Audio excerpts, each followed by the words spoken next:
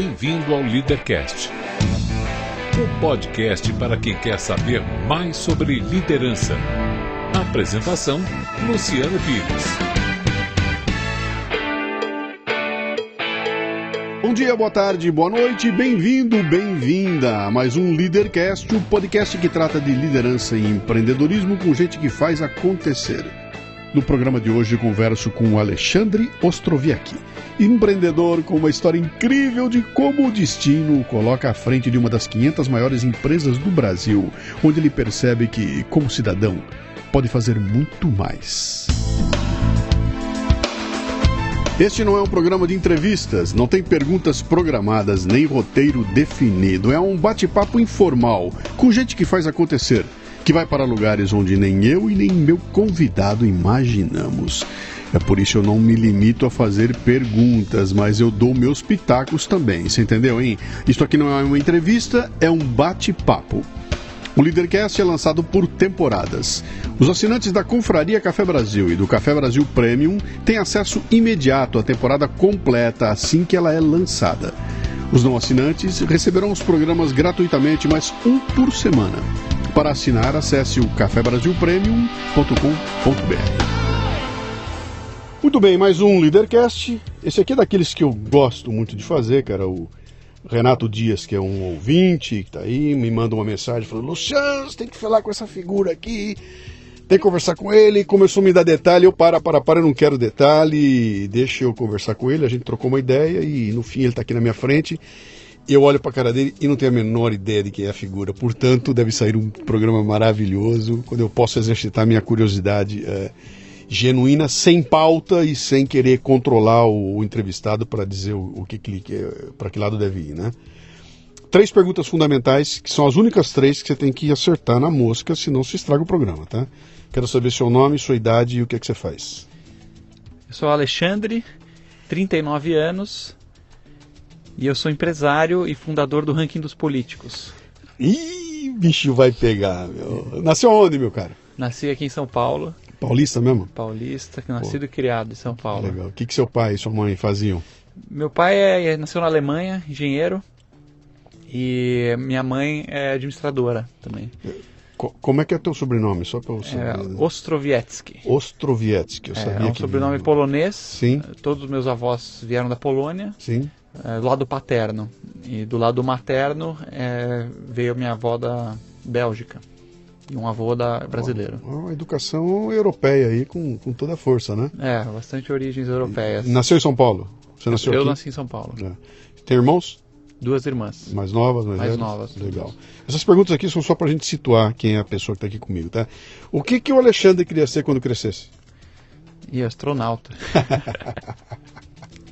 Isso, nós estamos falando de 1900 e... Nasci em 78, então 80 e pouco. 84, 85, quando a Challenger explodia, Era cara. Era mais interessante do que responder empresário e administrador de um ranking de políticos. Eu vou te contar uma boa aqui, tá? Eu também queria ser astronauta quando era moleque, só que eu era moleque em 1964. E para mim era a Mercury, era a Gemini, era o começo do começo. Mês passado eu fui para os Estados Unidos e realizei um sonho que eu sempre quis e nunca tinha dado certo. Eu fui para Washington e fui no Museu Aeroespacial e vi diante de mim todos os heróis da infância, e uma das coisas que tinha lá era a cápsula da Mercury e da Gemini, tá lá ao vivo. E você sobe e consegue olhar o cockpit dos caras. Bicho, esses caras eram muito loucos, cara. É muito louco. Pra se aventurar numa nave dessa pro espaço. Quando você olha aquilo, você fala... O cara se suicidava. Ele fala: estou me suicidando, porque não tinha a menor garantia que aquele negócio voltasse, né? Mas não vou fugir aqui do assunto. E aí, quando você viu que não dava para ser astronauta, Aí eu resolvi fazer administração de empresa. Fiz o que muita gente faz, não sabe direito a profissão que vai escolher, acaba fazendo administração. Se formou onde? Né? Aí me formei na GV, depois fiz minha pós-graduação no INSPER, fui estudar em Harvard também. Opa, foi para fora? Fui para fora. O que você fez lá em Harvard? Um curso chamado OPM, Owner President Management. Tá. Já para empresários. E de lá me formei, fui trabalhar na Accenture, que era uma consultoria, e depois eu fui trabalhar com meu pai, que tinha uma pequena empresa de cartucho de impressora, chamada Multilaser. Multilaser. Teu pai era um empreendedor, então? Meu pai era um empreendedor. Já era empreendedor. É. Tua mãe fazia o quê? A minha mãe tinha uma loja de vídeos, de videocassete, também empreendedora. Também empreendedora. Locadora de vídeos. Legal. Você cresceu num ambiente de empreendedorismo. De empreendedores. Aí quando eu trabalhei com meu pai 2 anos, quando eu tinha 24 anos, meu pai desapareceu num acidente de mergulho. E nunca mais foi encontrado. Cacetada, aonde isso? Isso na Costa Rica.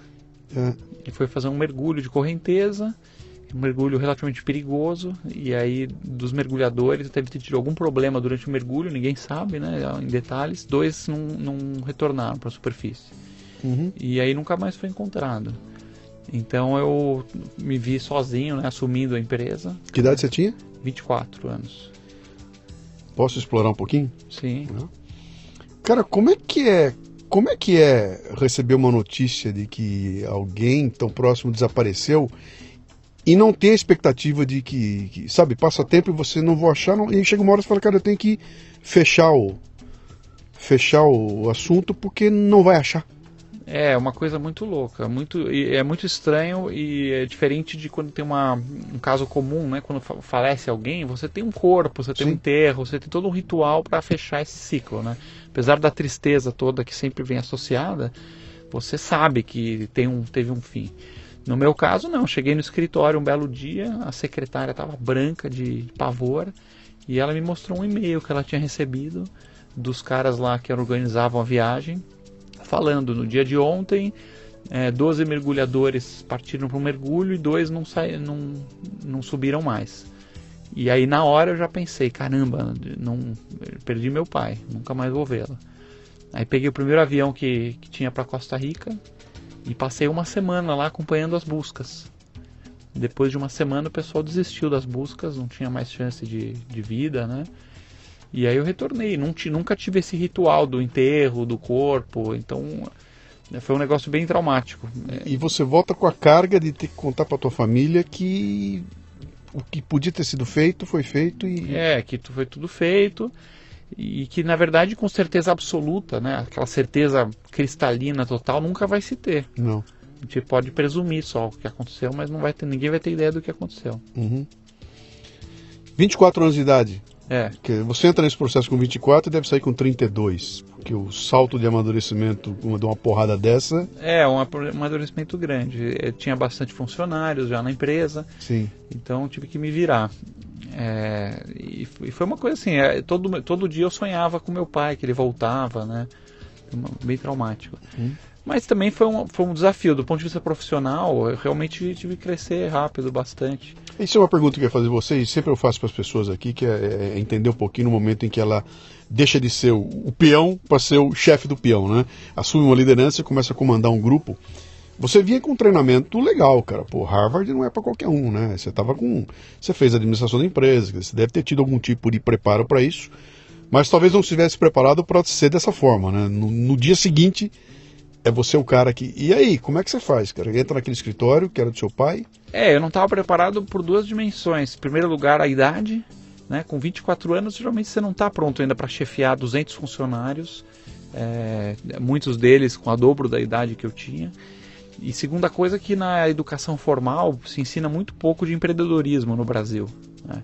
A vida real das empresas, como as coisas realmente funcionam, não é uma coisa que você vê na faculdade. Você vê muita teoria, você vê lá Taylor, os grandes teóricos da administração, mas para preencher uma duplicata, você vê como é que uma empresa funciona na prática, liderança, tudo isso você não vê. Então tive que usar o bom senso. E isso que eu ia te perguntar, o que você fez? Você fez um plano? Fiz um monte de besteira. É isso aí.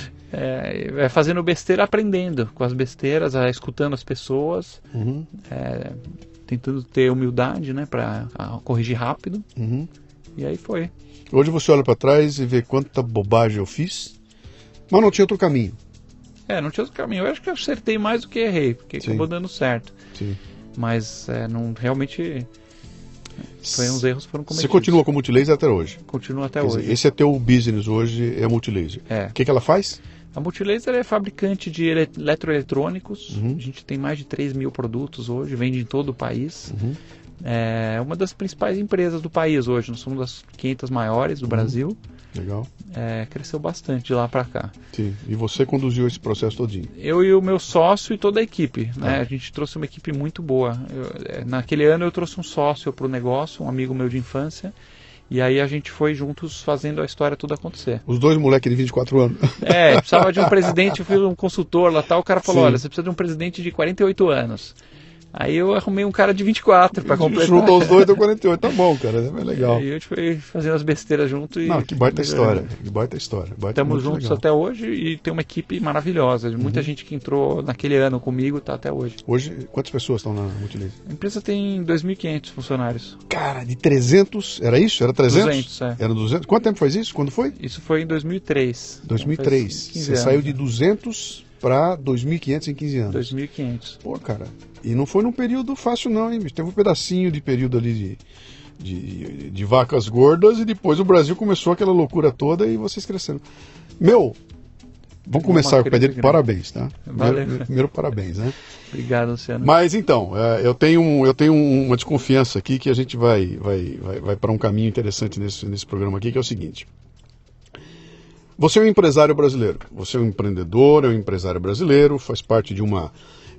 Eu vou chamar de casta porque eu não acho outro nome, tá? Mas é uma casta dos empreendedores, os caras que estão aí fazendo o país andar, mercado, etc e tal, e que, pela experiência que eu tenho de vida e tudo mais, quando eu converso com essa turma aí, eles estão à margem de vários aspectos da sociedade. Quer dizer, é muito difícil você pegar e falar de política no ambiente do empreendedorismo brasileiro. Não fala, cara. Nas grandes empresas, então, pelo amor de Deus, não tem ideologia, não tem liberalismo. Tem o seguinte, cara, tem que dar lucro esse negócio aqui e vamos fazer, vamos tocar a vida, fecha o olho para o que está lá fora e deixa a coisa rolar. Em alguns momentos, alguns desses malucos inventam umas histórias que dá nessa confusão toda que você está vendo aí, onde o tal do capitalismo de compadre, né, arruma compadre lá e começa a fazer isso funcionar para seu bel prazer. Mas não há uma postura ideológica do empresariado relacionada à questão política, né? São dois mundos totalmente distintos. Eles se encontram quando é conveniente, né? E pelo que você falou no começo aí do ranking dos políticos, eu acho que em algum momento você se incomodou com isso e falou, eu vou botar a mão na roda, eu vou fazer alguma coisa. Então eu queria explorar um pouco essa história. Da onde vem essa ideia de que eu posso fazer alguma coisa além de mimimi? Então, como você bem falou, Luciano, o empreendedor no Brasil ele enfrenta um ambiente muito hostil, especialmente o pequeno empreendedor e o médio, né? Quando você fica grande no Brasil, o país já fica um pouco mais palatável.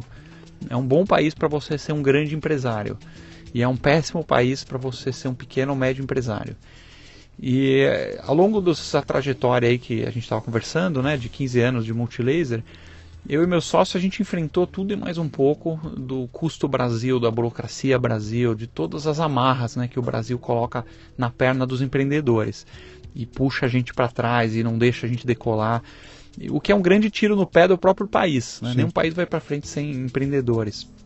E aí, à luz de tudo isso, um belo dia eu virei para o Renato e falei, cara, vamos escrever um livro para as pessoas saberem um pouco mais sobre o que é empreender no Brasil, quais são as amarras, como se poderia destravar, né, os problemas que tem no Brasil. E ele topou.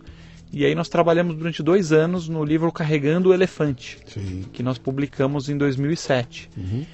E esse livro tratava basicamente de tudo, assim, reforma trabalhista, reorganização do governo, impostos, todos os pepinos que tem hoje para você empreender no Brasil. Eu me lembro desse livro, olha que delícia, eu não fazia ideia que era você que chegou a tinha ver escrito. alguma Claro que coisa? eu vi, claro que a gente comentou na época. Esse livro, Carregando o Elefante. Uhum. A gente não só aponta os problemas, pesquisamos bastante, né, sobre como está organizado o Estado no Brasil hoje, quais são as melhores práticas no mundo, e a gente aponta muitas soluções também. Uhum. E aí no final chegou a uma conclusão de que só tem um caminho de se mudar as coisas, que é pela via política. Tem que aprovar leis, e mais importante do que aprovar leis boas é revogar as leis ruins. Sim. Acho que para cada 10 leis, para cada 10 coisas que tinha que fazer, 9 era revogar ou desmantelar alguma coisa que está atrapalhando, né? Uhum. E esse é um ponto que você falou muito certo, porque o empreendedor hoje não tem ideologia, mas o que ele tem é uma omissão muito grande, né? Eu acho que cada um está com a cabeça enfiada no buraco, Sim. tentando sobreviver. Até entendo o lado dos empreendedores, né? Nesse estado onipotente que a gente tem hoje. e não fazendo a sua parte para mudar. Uhum.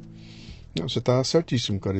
Daqui de onde eu estou vendo, eu me envolvi um pouco mais nessa questão toda da ideologia, tudo a partir de 2010, 2012, que eu falei, cara, eu preciso pegar o meu trabalho, que era um trabalho de estímulo, de criação de conteúdos culturais, para fazer uma coisa mais de sociedade, né? Então, eu dei uma guinada no meio do caminho e acabei abraçando estou mais na linha do liberalismo, mais perto do conservadorismo, batendo um pouquinho nisso e acabei me enturmando com um monte de gente aí. Então, isso que você está falando para mim toca muito a fundo, né? Que essa capacidade que se o brasileiro não se mexer, ninguém vai fazer por ele, e se ele achar que alguém vai fazer, vai ser um populista aí que vai causar esse rolo todo que nós estamos vendo aí, né? Mas você então olha para essa história toda e fala, lancei um livro, né? O que aconteceu na sequência? Como é que desemboca no ranking dos políticos? Então, porque o livro termina, o livro tem um monte de projetos, né, que fala basicamente problema, solução, problema, solução, problema, solução. Só fazer se eu ler esse livro hoje, 11 anos depois, ele está absolutamente atualizado. Super atualizado, até porque a gente foi lançando novas edições. Sim. E atualizando o material. Legal. A cada 2 anos a gente atualiza o material todo, então vai estar super em dia. Legal. E também porque os problemas do Brasil são os mesmos de 10 anos atrás. Então, eu publiquei essa semana, anteontem, publiquei um post meu no Facebook com um texto meu de 2004. Caramba. Eu faço a oração ao Pocotó. Eu falo que eu termino com a oração ao Pocotó e quando chega no final eu falo esse texto de 2004. E você toma uma porrada porque você fala, cara, não melhorou nada. Sabe, a queixa de 2004 é igual a de hoje. A gente não conseguiu, a gente evoluiu numa porrada de coisa, basicamente na questão de tecnologia, mas nas questões de capacidade de arrumar o país, cara, parece que a coisa não vai, né? É o mesmo problema. Que loucura, bicho. Agora, essas medidas todas que a gente lista, elas só podem ser tomadas através de decisões dentro da cúpula do Estado. Uhum. Poder Executivo, Poder Legislativo. Então, para a gente implantar, por exemplo, uma redução de ministérios, uma reforma trabalhista, uma reforma tributária, uma reforma previdenciária, tudo que tem que fazer, precisa que isso passe pelo Congresso. E para passar pelo Congresso, precisa de gente boa no Congresso, que esteja disposta e voltada para atender esse projeto. Sim. Então a única forma de fazer isso é eleger bons parlamentares e parar de eleger os ruins. Uhum. Então, e no livro do final terminava, bom, o que a gente propõe para o leitor, né? A gente não tinha uma boa proposta na época. Falava, se engaja, escreva, proteste, mas isso não resolve nada. Então eu e o Renato juntos também pensando a respeito disso, a gente criou um sistema que ajuda as pessoas a votar melhor para que os parlamentares de melhor desempenho possam continuar exercendo e novas pessoas possam entrando no Congresso e renovando, que é o ranking dos políticos.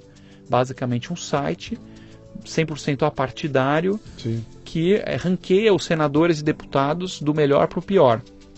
E esse é um ranking que cresceu muito, né? Nós lançamos ele em 2013 e nos últimos 5 anos ele tem crescido muito aí nas redes sociais e na visitação ao site. Uhum. A gente vai falar dele um pouquinho mais aqui, né?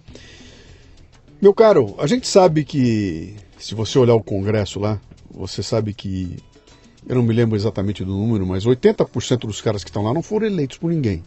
Entraram na cola do Tiririca. O Tiririca subiu e levou 4, o outro subiu e levou 3, e a maioria de quem está lá a gente acabou não elegendo, exatamente por causa de uma legislação que permite que esses caras façam a manipulação. E a gente assiste o que está acontecendo agora, quando vem falar da reforma, o que nós vamos ter aqui, é voto distrital, semidistrital, não é cota daqui, cota de lá. É um desespero que eles têm para tentar proteger esse ambiente que funciona tão mal lá dentro, né? Você acha que a gente consegue, cara, através das vias democráticas, do voto na urna, mudar isso que está lá? Aliás, deixa eu te dar um número aqui que eu vi agora, nas eleições de 2018, dos 513 deputados, 447 vão estar nas eleições para ser reeleitos. Então, 447. Esse é o número que está na mão da gente. Se a gente conseguisse trocar os 447, faria uma renovação de 80% da Câmara, né? Então, esse é o número, né? Mas já tem uns que já estão lá e vão continuar por ali. Os que não vão renovar. Então, esses aí também vai vai... Aí daria 100%. Sim. Você acha que dá pra gente imaginar que é possível mudar isso com o voto na urna, cara? Olha, eu quero crer que só tem esse caminho, porque fora a via democrática, só existe a via não democrática, né? Que seria uma intervenção militar, alguma outra coisa dessa que eu não apoio de forma alguma.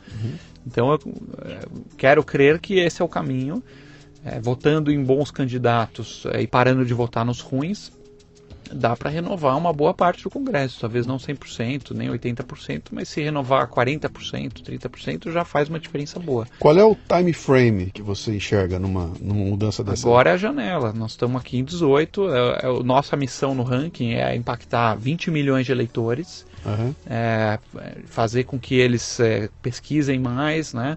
As nossas bandeiras do ranking são a anticorrupção, antiprivilégios e o voto consciente. São as 3 bandeiras do ranking dos políticos.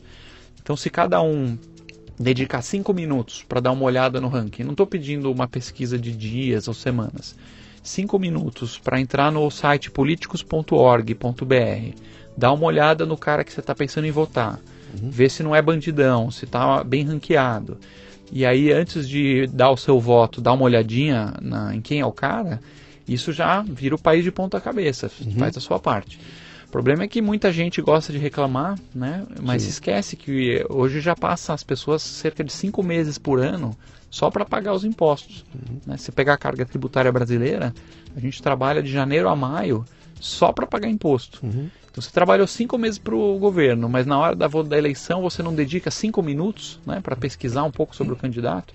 Não adianta depois reclamar 4 anos que a política não presta, que ninguém presta, tal. Então, vamos falar um pouquinho disso aí, que tem uma coisa que as pessoas acabam esquecendo, cara. A gente acaba botando o foco demais nos grandes políticos midiáticos. Então se discute a Dilma, se discute o Temer, discute o Lula, discute o Cunha, discute o...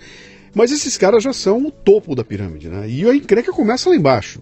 Começa na minha cidadezinha de 10 mil habitantes, onde tem um vereador, onde tem um prefeito.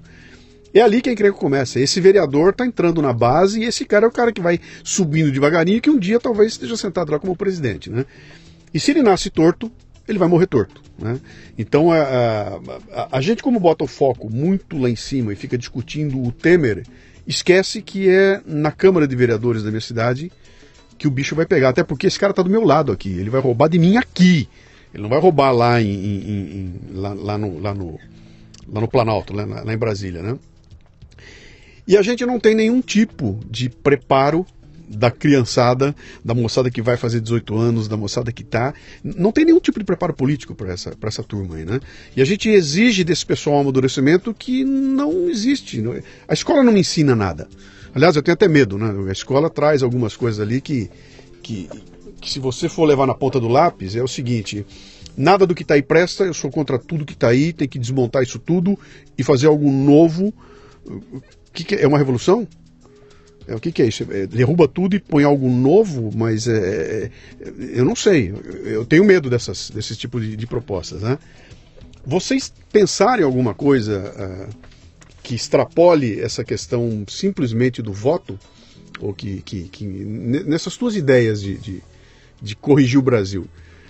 Deixa eu melhorar um pouquinho aqui essa minha fala aqui. Cara, quando você olha para o problema, ele é tão grande, é um elefante, é tão grande, tem tanta encrenca que você fala, cara, por onde eu começo?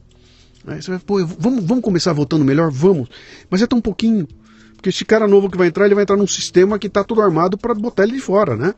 Não, mas se votar em gente limpa, olha, o Congresso tem bastante gente boa, não são todos que são corruptos e tal.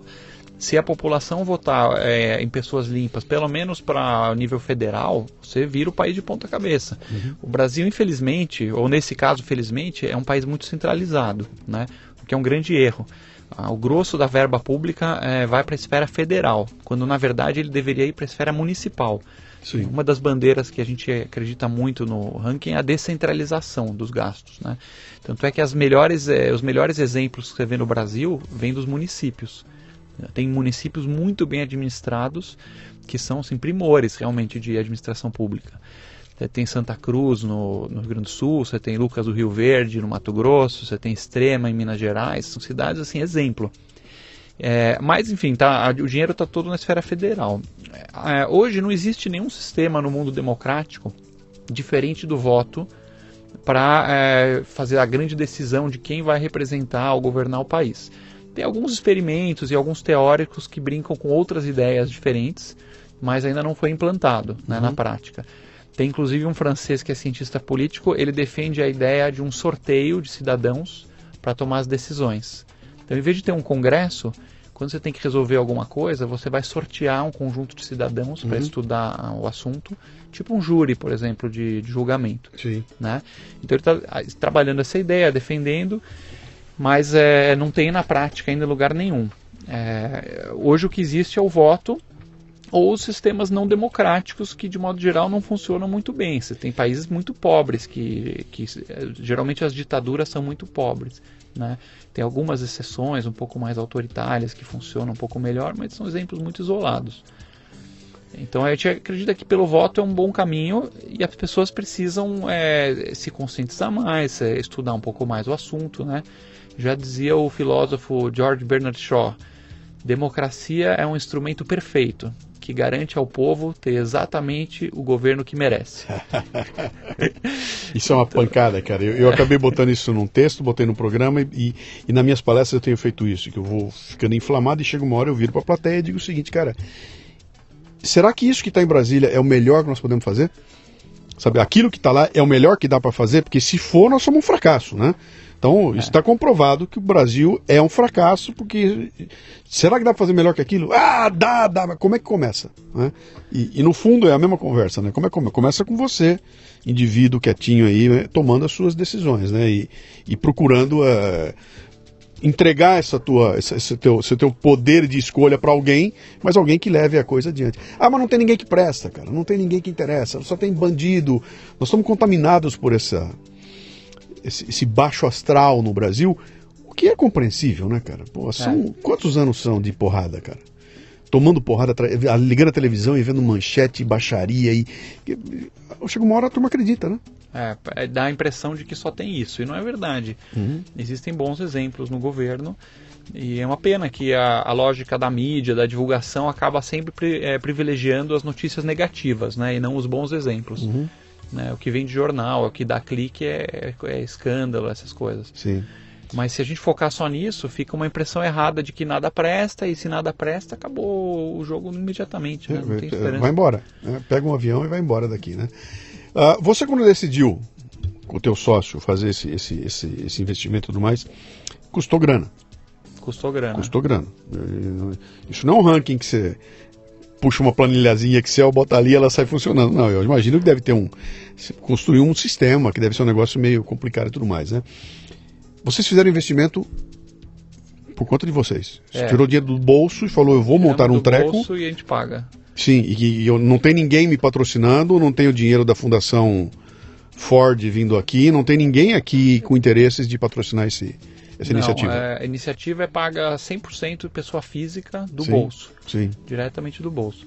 Isso é uma coisa que ajuda a gente a ter a isenção e a independência que a gente quer, né? Não tem relação com partido, com empresa, com movimento, com grupo ideológico, com ninguém. Outra coisa é que nenhuma informação do ranking é achismo ou subjetivo. Todas as informações são objetivas e vêm de fontes públicas de dados. Né? Por exemplo, o site da Câmara. Uma das coisas que pesa no ranking é ver a cota de verba gasta do parlamentar. Sim. Então, se o cara estoura a verba dele, ele perde pontos. Se ele economiza a verba pública, ele ganha pontos. Isso vem diretamente do site da Câmara via integração de dados. Né? Os processos criminais que o parlamentar sofre vêm direto dos TJs também, dos Tribunais de Justiça. Então tudo, o visitante ele não precisa acreditar em nós para nada, porque ele pode olhar no ranking, consultar um parlamentar, Sim. e tudo que está lá é dado público com fonte. Então ele pode ir lá e conferir sozinho. Sim. Então, eu fiz uma divulgação, algumas divulgações. Toda vez que tem eleição eu vou lá e entra no ranking, eu publico, eu boto no site, eu boto, e cara, eu cansei de fazer. E sempre vem os comentários. Quem são esses caras? Quem é que está financiando? Quem é que está por trás? Não sei não. Eles estão avaliando coisa que... E fica sempre essa história de eu vou querer... Como é que é? Eu vou... Não tendo argumento, eu vou atacar o argumentador, né? Como eu não tenho argumento, eu vou ofender o argumentador. E eu digo para os caras, falo, cara, é uma ferramenta, existe uma ferramenta aqui que pode te tirar algumas dúvidas, né? Mas eu estou querendo buscar aqui o seguinte, isso é um investimento, falando agora como um administrador, então um cara de empresa, isso é um investimento a fundo perdido. Você não botou esse dinheiro lá para ter esse dinheiro de volta lá na frente, você não criou uma startup para botar isso aí para lá na frente e vender para você criou porque você achou que era uma forma de exercer a sua cidadania, é isso? Eu criei porque essa é a minha forma de contribuir com o país. Tá. Eu acho que o maior problema do país é o Estado. O único jeito de arrumar o Estado é votando em pessoas melhores, e eu quero ajudar os brasileiros a votar melhor. Quero, quando eu morrer, antes de eu morrer, olhar para trás, ver um Brasil melhor e saber que eu tive a minha parte nisso. Isso é um altruísmo que é muito difícil da gente acreditar hoje em dia. Quando você fala, os caras, nada, laranja, tem alguém por trás, aquela conversa toda lá, né? Eu tive uma experiência há um tempo atrás, eu acho até que eu comentei num outro programa aqui, eu fiz um programa sobre essa questão da gente ajudar as pessoas a fazer as coisas, né? Ajudar uma entidade a fazer uma coisa, e lá eu dei um exemplo que eu falava o seguinte, falei, cara, se você tem uma baita empresa, se você investe em marketing 1 milhão por ano em propaganda, invista 950 mil, que o que você faz com 1 milhão, você faz com 950 mil, não tem diferença. Pega esses 50 diferente e usa isso em volta de você, na tua comunidade, etc e tal. Se você resolver dar R$500 para uma creche, para você isso não vai fazer a menor diferença. Você é dono de uma padaria, R$500 por mês não vai fazer a menor diferença para você, mas para a creche pode ser a diferença entre a vida e morte da creche, né? Eu publiquei essas coisas todas e entrou em contato comigo um empresário, se eu não me engano era de Paragominas, dono de uma rede de supermercado, e ele falava o seguinte, cara, eu sou um desses caras que anuncia no rádio, porque eu preciso trazer gente para cá, né? Como é que eu faço? Aí eu falei para ele, cara, procura uma entidade pequena aí, separa um pouquinho da grana, só um pouquinho, e vai, ajuda os caras. Passou um tempo, ele me manda umas fotos lá, ele arrumou uma ONG que trabalha com xadrez, ensinar a molecada a jogar xadrez para desenvolver capacidade de raciocínio e tudo, e ele manda uma foto na praça da cidade, um baita evento, a molecada reunida, ele falou, cara, olha o tamanho que esse negócio ficou, com os 500, que até então eu estava gastando em propaganda, e agora eu estou fazendo aqui, a gente fez um impacto na cidade gigantesco. Quer dizer, bacana, um pequeno empresário, numa pequena cidade, fazendo toda a diferença com R$500. Quantos pequenos empresários tem no Brasil? Quantas pequenas cidades tem no Brasil? Quantos caras com capacidade de dar R$500, que para ele não é nada? Isso é um tsunami, cara, que muda a história do país. Por isso que uma atitude como essa sua aí, com esse teu altruísmo, se ela é repetida, cara, isso muda a história do país, que é quando você assume uma responsabilidade que não é tua. Você podia tocar teu negócio aí, continua, tá indo bem, toca adiante. Para que se preocupar com esse tipo de coisa aí, né? Quando você conta essa tua história, mostra esse teu exemplo para outros empresários com os quais você se relaciona todo o tempo, como é que é a conversa lá, cara? O que isso bate e volta? Eles assimilam isso? Eles estão dispostos a entrar? Você consegue ver uma diferença de gerações, a moçada nova que está vindo aí? Como é que você vê isso? Olha, eu acho que geralmente o pessoal gosta muito, aprecia esse trabalho, o ranking, o pessoal acompanha, e muitos dos empresários do meu meio, eles ajudam sempre uma entidade aqui, outra ali. O Brasil ainda não tem uma prática muito ampla de doar, assim como tem, por exemplo, nos Estados Unidos, né, onde se doa muito mais.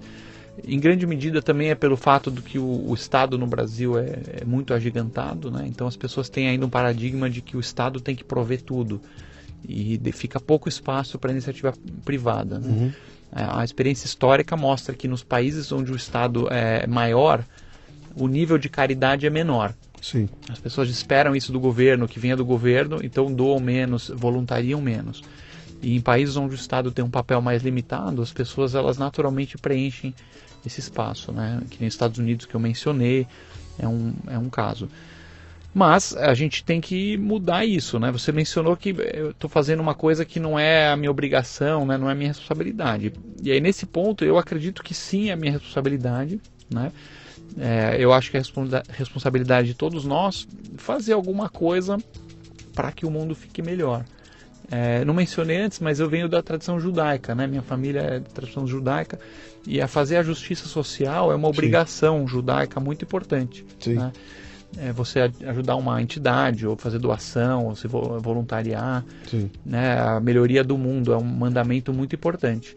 Então, acho que todos têm que achar cada um o seu local para fazer isso, né? Eu achei que pela política é uma forma de alavancar bastante o investimento que a gente faz, eu e o Renato, porque se a gente conseguir melhorar a política, a gente melhora o Estado. E o Estado hoje é dono aí de 35% do PIB, né? Então, estamos falando de trilhões de reais. 50% dos meus ganhos, no mínimo. No mínimo. Vão para ele. Então, a forma mais eficiente de você fazer R$1 de doação virar um retorno grande de melhoria para o país é via política. Por exemplo, se eu abrir uma escola e financiar uma escola para alunos carentes e conseguir ter, digamos, 500 alunos, eu vou ter que levantar milhões e milhões de reais por ano para manter essa escola e beneficiar esses 500 alunos, que vai ser uma coisa maravilhosa. Agora, se eu conseguir trabalhar junto, por exemplo, a Secretaria de Educação do Estado de São Paulo e melhorar 1% a performance, eu vou impactar mais de 4 milhões de alunos. O sistema público do Estado de São Paulo tem 4,5 milhões de alunos. Sim. É como se fosse 9 mil escolas particulares. Né? Então, tem uma história interessante, eu escrevi um texto, inclusive, acho que eu até fiz um podcast a respeito. Como é que é o nome daquela menina que era VJ, depois ela virou vereadora em São Paulo e tudo, chegou a ser vice-prefeita. Não, que era VJ, era da MTV, era... Como? Soninha Francini. A Soninha, uma vez, há muito tempo atrás, ela fez deu uma entrevista, eu li aquela entrevista e daquilo eu fiz um texto, né, falando a respeito. Que ela dizia o seguinte, ela falou, cara, eu sempre me interessei por essa questão do trabalho comunitário e tudo mais, e eu ia para as comunidades, cara, ficava lá, e eu fazia, e dava aula, e printava, e bordava, né? Até que um dia eu olhei para aquilo tudo e falei, cara, baita esforço, e quando eu vou embora, a coisa fica ruim, continua ruim. Eu não melhorei nada a vida de ninguém, eu apenas durante alguns minutos eu consegui trazer alguma coisa para essas crianças. Eu só consigo melhorar se eu subir um degrau e for virar vereadora. Porque aí, com uma assinatura minha, talvez eu impacte esses milhões de pessoas, né? E aí a gente volta a falar da questão da democracia representativa, que tem gente se queixando, que não tem que ser assim, tem que ser direta, né? Que é essa ideia de que, cara, talvez trabalhar com um elemento que está dentro do sistema, e que de dentro do sistema, você não tem como implodir esse sistema de fora. Não dá para jogar um míssil lá dentro e implodir, até porque a hora que terminar a explosão não sobrou nada. Você vai ter que colocar outras pessoas. Ele tem que ser implodido de dentro para fora. Há uns anos atrás, um deputado entrou em contato comigo, a gente conversou bastante, ele queria que eu ajudasse ele num trabalho que ele estava fazendo, um negócio bem legal, inclusive, de gerenciamento por informações, muito legal o trabalho dele. Eu acabei indo para Brasília, tive com ele lá, ele me visitou para conhecer aquele negócio todo, e lá pelas tantas, a gente almoçando, ele estava me contando os podres, né? Aí eu virei para ele e falei, cara, vem cá, por que você não vai lá, pega o microfone e desanda isso tudo, fala esses podres todos? E ele falou para mim, Luciano, na hora que eu fizer isso, cara, eu assinei minha sentença de morte política. No momento em que eu fizer isso aí, eu vou ser colocado no ostracismo, nunca mais eu consigo passar um projeto que seja, e eu vou ser um inútil sentado ali até que o sistema me jogue fora. Eu não posso bater de frente com ele, eu tenho que trabalhar quietinho por baixo do pano, com uma comissãozinha minha indo lá, fazendo a cabeça de um e de outro. O nome desse negócio é política, né? E não tem como resolver o Brasil sem usar esse tipo de sistema. A alternativa, você falou logo no começo aqui, né? É botar um tanque na rua e distribuir porrada, né? E eu acho que ninguém quer isso, né? Ainda não, né? Tem gente que quer, mas acho que a maioria, felizmente, ainda não. Até porque, assim, se você pegar os países mais avançados do mundo, eles são praticamente todos democráticos. A Europa, os Estados Unidos, o Canadá, a Austrália. Eu quero estar no grupo desses países, eu quero estar no grupo da Finlândia, no grupo do Japão, não no grupo da China, da China, Venezuela, da Venezuela, de Cuba. Sim. Então, você começa com os tiros do tanque, mas você nunca sabe aonde vai parar, né? Acho que não é o caminho para o Brasil. O caminho para o Brasil é fazer as reformas, então é conscientizar a população, primeiramente, sobre a importância, né, da política. Então, o pessoal tem que entender que é importante, entender que alguns paradigmas estatizantes que levam a gente para o atraso têm que ser eliminados, né? Se chegar em muitas comunidades aqui no Brasil e perguntar o que era para o Brasil fazer para melhorar, se implantar o que o pessoal fala, na comunidade, piora. Sim. O país piora ainda. Sim. Porque se chegar para muita gente e falar, o que você acha que tinha que... o governo tinha que dar mais isso, mais aquilo, abrir mais não sei o quê. Sim. E de onde vai pagar isso? Vai ter que aumentar a carga tributária, aumentar a ineficiência. Sim. Né? Então, essa mentalidade estatizante que tem no Brasil, de que o Estado tem que prover as coisas, o Estado tem que trazer para mim os benefícios, isso, aquilo, cuidar de mim, paternalista, essa é a raiz de todo o mal. Né? E essa mentalidade que está no cérebro de muita gente se reflete no nosso Congresso, que se reflete nas leis, na visão de Estado, e esse Estado gordo, com esses tentáculos em todo lado, é o que abre espaço para corrupção. Né? Sim. Corrupção não é porque tem um pessoal malvadão lá. Você vai prender os caras, vai entrar outros corruptos no lugar. Até porque a oportunidade está criada, né? Tá Tá toda feita lá, né? Então, por que se tem uma empresa pública que entrega as cartas e fura o chão para fazer petróleo, por exemplo, Petrobras, tem uma oportunidade de corrupção, né? Eu nunca escutei um escândalo de alguém do Itaú subornando alguém do Bradesco, por exemplo, das empresas privadas.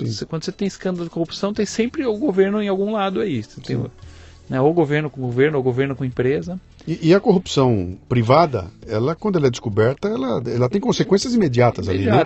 E também quem perde é o acionista, não é o cidadão brasileiro. Ainda que tenha, que é um nível assim, infinitamente menor, quem paga isso é o dono da empresa, o acionista. Não é você, cidadão, que tem que pagar. Então tinha que mudar essa mentalidade, mudar os políticos que estão lá. Claro que tem que prender quem for pego, né? É imprescindível não ter essa impunidade. Mas isso já está avançando bastante no Brasil. Quem diria que ia ter um bando de político preso, empresário preso? Cara, isso é inacreditável. É maravilhoso. E o que eu tenho defendido aí é o seguinte, ter uma geração de brasileiros crescendo e assistindo, tendo uma aula que eu não tive, cara. A minha vida inteira. Eu sempre ouvi a questão da corrupção como algo que existia, algumas pessoas faziam, a gente não sabia bem quem era, quanto era, nem onde estava, nem como era. Então, rouba mais faz, o Ademar de Barros roubou, mas você não sabia direito o que era. Hoje em dia, cara, você sabe quem, quando, onde, como, quanto, e tá expresso na cara da gente. Então nós estamos vendo isso acontecer na nossa cara. E mais, alguns desses caras estão indo pra cadeia, né? Então tem uma garotada nova que está tendo uma oportunidade que eu não tive. Isso é muito bacana. Tem uma coisa didática aí. É sempre no mesmo lugar, né? A pessoa fala corrupção é sempre em compras. Né? Onde que aparece, onde que tem o espaço para corrupção? 99% dos casos é quando o governo tem que comprar alguma coisa. É aí que se rouba. É aí que tem a oportunidade física mesmo, real. Né? Então a Petrobras tem que comprar alguma coisa, um serviço, um produto, uma plataforma. Aí o cara que vai vender está casado com o funcionário do governo que vai comprar, com o político que vai aprovar, com o diretor que foi nomeado, e aí eles conseguem vender mais caro do que o custo, e aí repassa a diferença. Né? É assim que se rouba no Brasil. Então, se o governo comprar menos coisas, é menos espaço para corrupção. Quanto menos o governo tiver que comprar, né? Por isso que a visão liberal ela é uma visão que reduz muito o espaço para corrupção, porque o governo ele faz menos coisa, ele compra menos coisa, então tem menos espaço para roubar. E aí daí derivam as reformas que a gente precisa fazer, né? Reforma política, que é a mãe de todas as reformas, reforma trabalhista, tributária, previdenciária, administrativa. Que vão doer. Vão doer. Vão doer. E vai ter gente que vai pagar uma conta maior do que os outros. Quando você fala numa reforma previdenciária que vai mexer com os aposentados, tem um grupo de pessoas que vai sofrer. Porque é o pessoal que está... Eu estou na iminência de me aposentar, se mudarem a regra do jogo agora eu vou dançar. E geralmente tem uma regra de transição, né? O cara que está prestes a se aposentar impacta Você vê o que está acontecendo aqui, a discussão que vem... Nós temos um baita problema de comunicação, porque o que se contou de mentira para evitar que as reformas aconteçam é um negócio brutal. Então tem um esforço gigantesco aí que é de contar para a sociedade qual é a verdade desses projetos. Então quando um projeto desse vem, atrás dele vem um caminhão de gente contando mentira e falando coisas que eu vi cada uma que, pelo amor de Deus, como é que é? Você não vai mais ter férias, não vai ter mais 13º, mulher grávida vai trabalhar. Cara, era um absurdo. Você fala, bicho, não tem nada disso escrito. Mas isso é acionado como uma bandeira para o povo. É uma desonestidade, um terrorismo intelectual muito grande. Sim. Né? Isso é um problema sério aqui. Deixa agora eu perguntar para você uma coisa agora. Eu quero saber em termos de... Isso aqui é um programa de liderança e empreendedorismo, tá? E eu vou explorar a você agora um pouquinho com relação ao projeto que vocês colocaram aí. Você viu esse projeto em algum lugar? Vocês viram um ranking de políticos em algum lugar, na França, na Europa, falaram, vou trazer para o Brasil? Ou isso nasceu de onde? Isso nasceu da nossa cabeça. E se tivesse um lugar que eu pudesse consultar para saber quem são os bons políticos, foi isso? Qual é a forma mais eficiente de incentivar o voto consciente? Para as pessoas votarem melhor. Tá. E aí a gente pensou em fazer esse ranking de políticos. Tá. Não temos conhecimento de nenhum outro lugar que tenha. Pô, muito legal. E aí, a hora que vocês montaram um desenho disso, vocês devem ter olhado no lugar e falado, onde é que eu vou buscar essa informação? Tem informação que vem dos tribunais, que vem... Cara, é um negócio muito complexo, é muito grande. Você fez o que? Você montou uma equipe, cara? Montou uma empresa? O que vocês fizeram para... Não, a gente desenhou o que a gente queria para o site, né? Quais seriam os sistemas, como funcionam as regras, e aí arrumamos um parceiro tecnológico para desenvolver para a gente. São robôs que integram com os sites, né, da Câmara, do Senado, etc. E puxam para a nossa base de dados. Quer dizer, uma informação fundamental que você falou aí. Todas as informações que você tem no site são públicas. Todas são públicas. Se eu achar que você fez um negócio errado, eu vou na fonte e acho lá na fonte. E confirma na fonte. Tá. As votações do Congresso, as faltas dos deputados e senadores, faltou, não faltou. Sim, sim. A formação acadêmica dos caras, o histórico de cada um, tudo é público. E o site não vai qualificar ninguém. Ele não vai dizer esse cara é bom e esse cara é ruim. Não, o site dá a pontuação de cada um. Sim. E ranqueia do melhor para o pior. Sim. Aí cabe ao eleitor dar uma olhada nos candidatos, né? Quando chegar perto da eleição, nós vamos soltar o mapa do Brasil com os melhores candidatos de cada estado. Então, você logando, por exemplo, da Paraíba. Você vai entrar lá, o sistema vai entender que você está na Paraíba, e aí vai apresentar já de cara os 3 melhores daquele estado. E aí a pessoa escolhe se quer votar num desses 3 ou num... E eu posso descer a nível de município também? Não, é só a nível federal. É só federal. Só federal. Tá. Deputado federal, senador, governador, também ou não? Não, só deputado, só legislativo. Tá. A ideia é ajudar no legislativo. Tá. Que é onde as pessoas têm menos conhecimento. Entendi. E mais dificuldade de votar. E o federal é porque é no nível federal que tem mais dados públicos e é lá que tem o dinheiro e as principais leis. Então, assim, 90% das mudanças que têm que ser feitas está no nível federal. Uma vez que você muda o federal, o estadual e o municipal tendem a seguir as tendências. Então, você arrumando a cabeça da serpente lá, você vai... melhorando o todo. Como é que vocês concluíram que era aí que tinha que mexer? Por que você não foi mexer nos governadores ou nos prefeitos? Por que você foi lá? Era mais fácil ou é essa consciência de que é ali que é a raiz do problema? Então, por 3 motivos. Primeiro, porque é lá que está o dinheiro, as emendas, as aprovações. Segundo, é lá que tem a maior dificuldade do eleitor escolher. Porque para presidente, para governador, o cara até compara, ele até para pensar um pouco, né? Agora, no nível legislativo, as pessoas praticamente não se preocupam nem um pouco, tem muito voto de cabresto ainda. Esse cara beijou meu filho, esse cara me deu aqui um saco de leite, uma caixa de leite em pó, então eu vou votar nele, ou pegou um santinho na última hora. Então as pessoas não param para pensar na importância dessa decisão. E o terceiro motivo é que é mais fácil de comparar também. É mais fácil eu comparar 500 deputados do que um governador, por exemplo. Como que eu vou comparar o governador de São Paulo com o governador do Acre? Né? É muito injusto os critérios, eu dizer que São Paulo é melhor que do Acre, porque a realidade é totalmente diferente. Né? Sim, interessante isso aí. Me conta como é que foi quando vocês montaram o projeto, que ele estava andando lá, um belo dia alguém apertou o botão e falou, roda pela primeira vez. Põe no ar. E nunca havia sido feita uma consolidação como essa que vocês se propuseram. Seria a primeira vez que apareceria essa consolidação. Como é que foi a hora que vocês apertaram o botão e pum, surgiu uma lista na cara de vocês? Foi uma surpresa? Como é que foi aquilo? Então, foi muito legal ver para nós, né? Então a gente botou no ar, puf, estava no ar, aí não aconteceu nada. Porque ninguém conhecia ainda. Sim.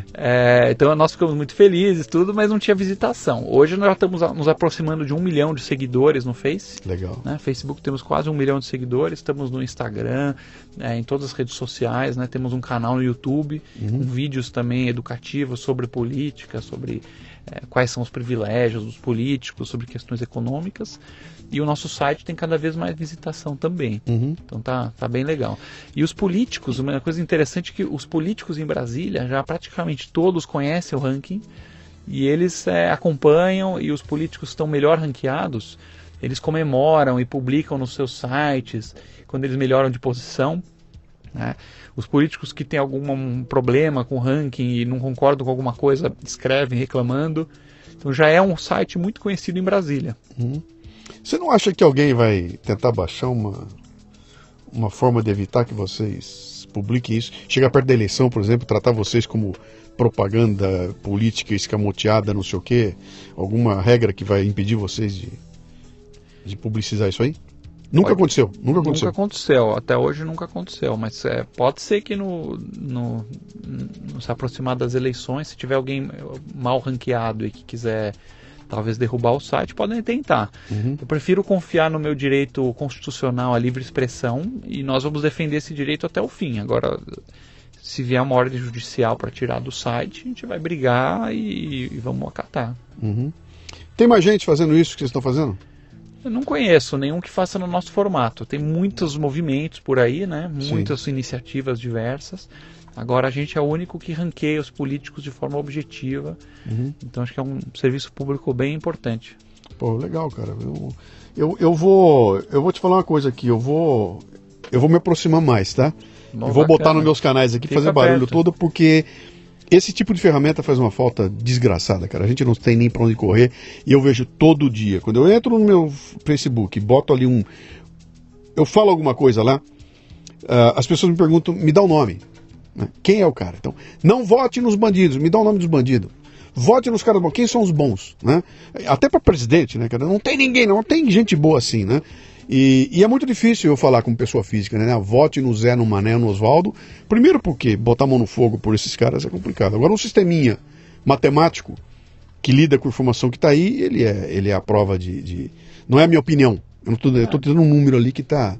Você pega, por exemplo, evidente, uma né? senadora como a Ana Amélia. Estou citando ela porque ela ganhou o prêmio Ranking dos Políticos ano passado. Sim. Anualmente nós damos um troféu para os 30 melhores Sim. de Brasília. Ela é uma senadora que tem a ficha limpa, quase não falta sessões.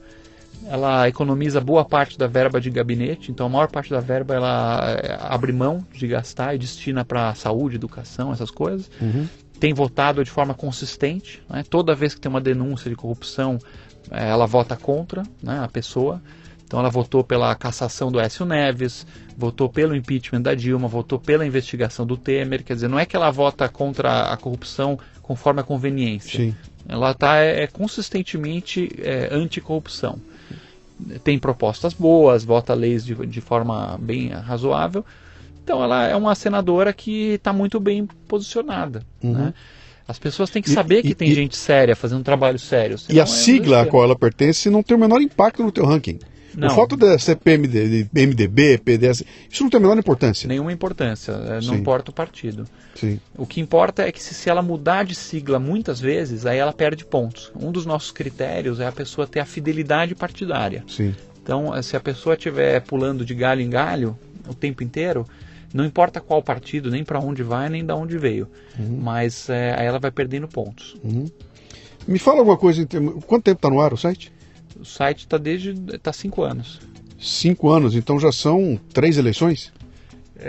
Federal já foi uma, essa é a segunda eleição federal. Ah, é sempre federal, tá certo. Então são 2. Essa vai ser a nossa segunda eleição, e a primeira a gente já estava com cerca de 300 mil seguidores e tal, mas agora a expectativa é bombar mesmo o site. Como é que você avalia se esse trabalho está dando certo ou não está? Como é que você olha para isso e fala, cara, segue porque tá bom? Não é assim, estará um dia, nesse momento aqui. Vocês tinham botado um objetivo, queremos X coisa em tanto tempo, isso aconteceu? Sim, a gente tem metas muito concretas, visitação ao site, seguidores nas redes sociais, visualizações dos vídeos, né? Essas são as nossas metas de impacto na população, e a gente está crescendo bem forte. Somos já um dos maiores sites de política do Brasil, em termos de engajamento, tudo isso, né? Nós estamos com mais de 400 mil engajamentos por semana no Face, que é um dos 3 maiores engajamentos hoje de páginas ligadas à política no país. Pô, que legal. Isso é bem cara. legal. Deixa eu fazer uma pergunta agora para o empreendedor. Bora. Não dá uma coceirinha esse negócio de virar um business, cara? A gente não pensa nisso porque, assim, se virar um business, matou o projeto, né? Ele é um projeto sério justamente Na verdade, a nossa coceira é sempre o contrário, que é como criar e garantir mais e mais e mais credibilidade. Sim. Né?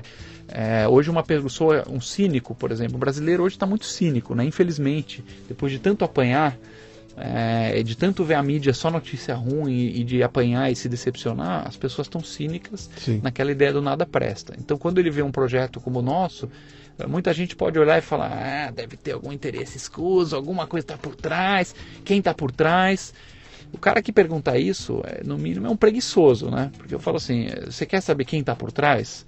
Então clique no Quem Somos, sim, do meu site, sim, e você vai ver a minha cara lá, e a cara do meu sócio, e a, sim, cara do Renato Dias, que é o nosso diretor executivo. E você vai ver os conselheiros que estão no ranking, que são a governança nossa, tudo público. As pessoas que estão por trás são essas pessoas físicas que estão aí. Uhum. E da onde vem o dinheiro? Está escrito lá, eu pago, vem do Alexandre e do Renato, do meu bolso. E por quê? Porque eu quero, porque eu posso, uhum, porque eu acho que isso é o que eu preciso fazer para melhorar o país. Então, uma pessoa que não concorda com a ideologia do site ou com o projeto, tudo bem, eu respeito. Mas a pessoa que fica achando que tem interesses escusos é muito preguiçosa, né? Porque ela não se deu o trabalho nem de clicar e olhar. Sim.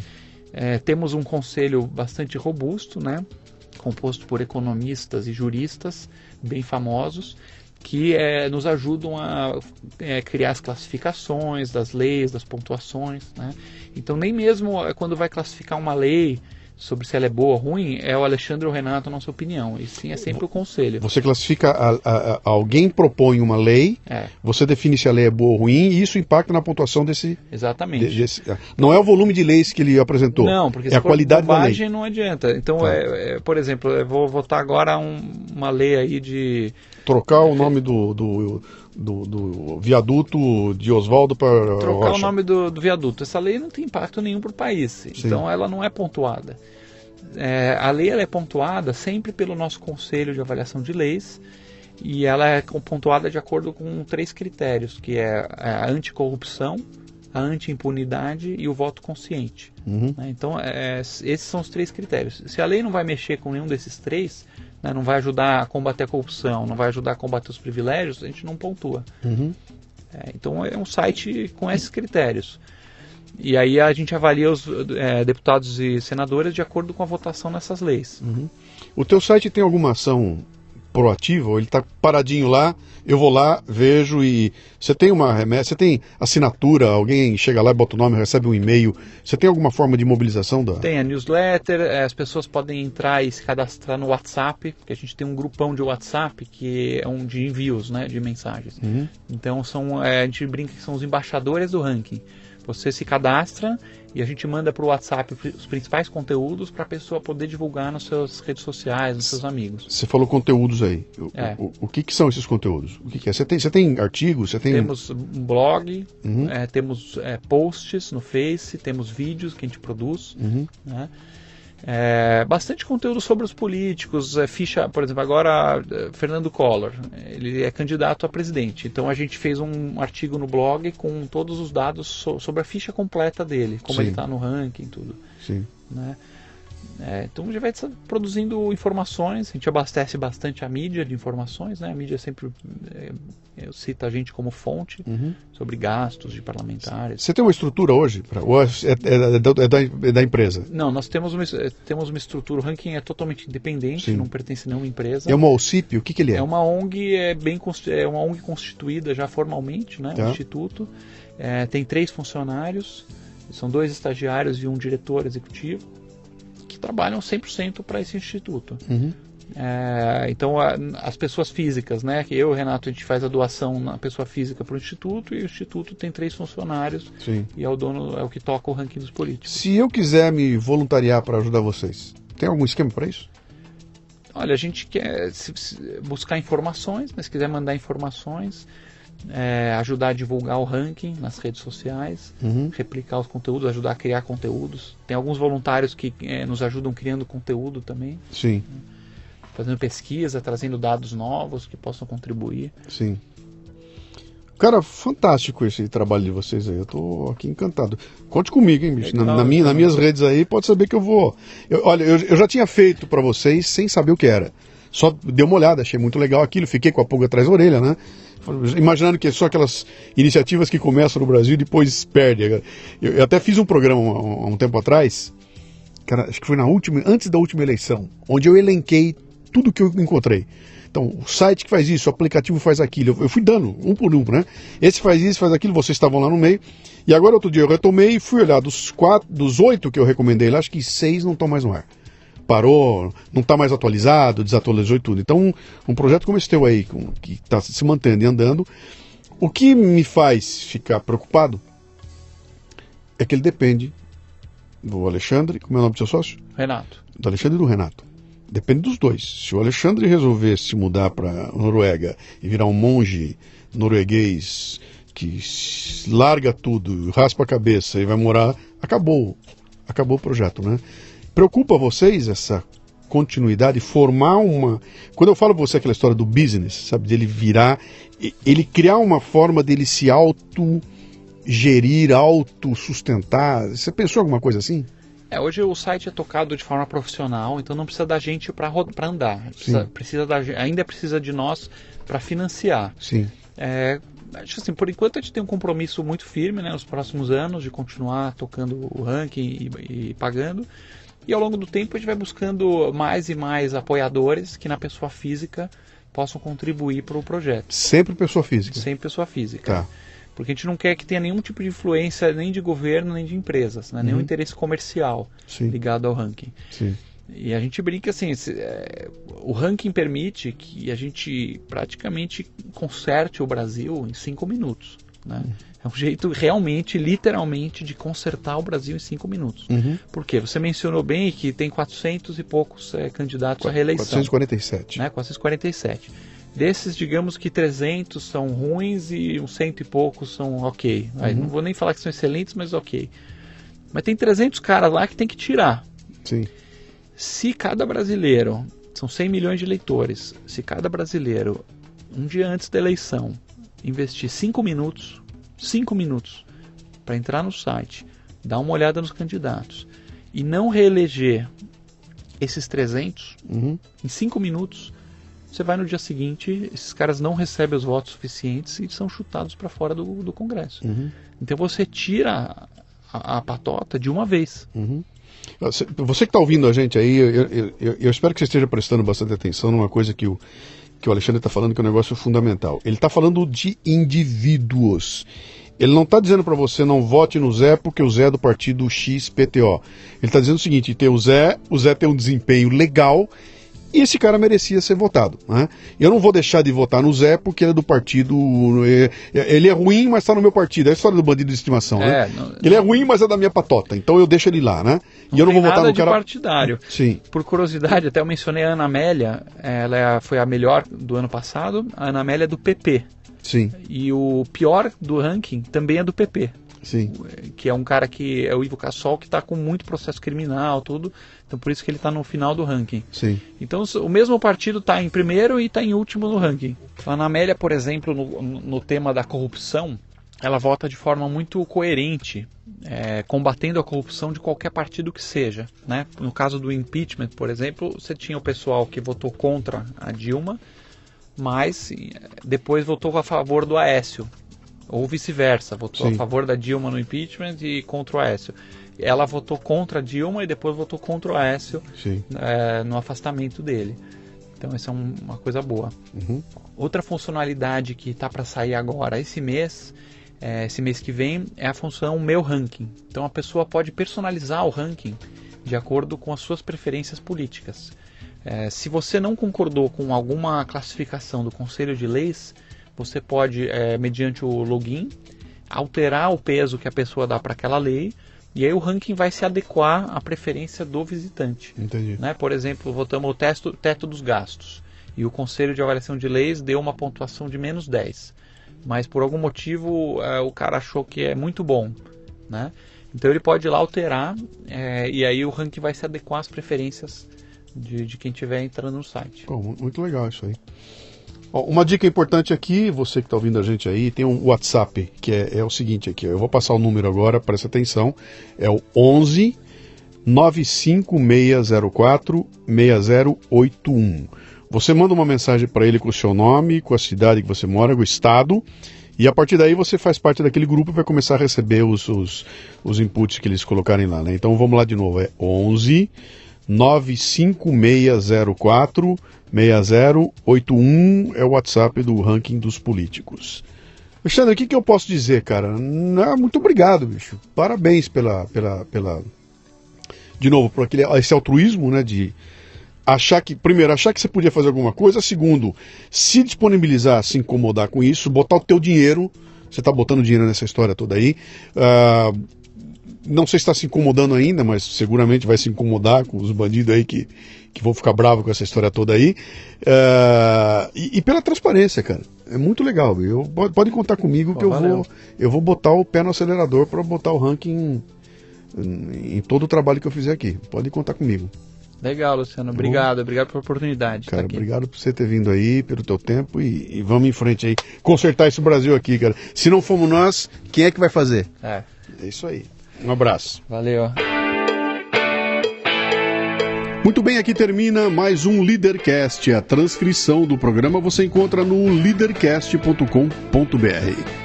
O Leadercast chega a você com o apoio da Albaug Brasil, que está revolucionando o mercado com uma linha completa de agroquímicos genéricos. Sim, cara, genéricos de qualidade, combinando proteção, rentabilidade ao agricultor e respeito ao meio ambiente. Conheça as soluções Albaug em bit.ly/escolha inteligente. Para ter acesso a esta temporada completa, assine o Café Brasil Premium no cafebrasilpremium.com.br. Um ambiente educacional sem ser chato nem superficial, que já conta com mais de 1.000 assinantes, recebendo todo mês conteúdos voltados ao crescimento pessoal e profissional. Conheça que vale a pena. cafebrasilpremium.com.br.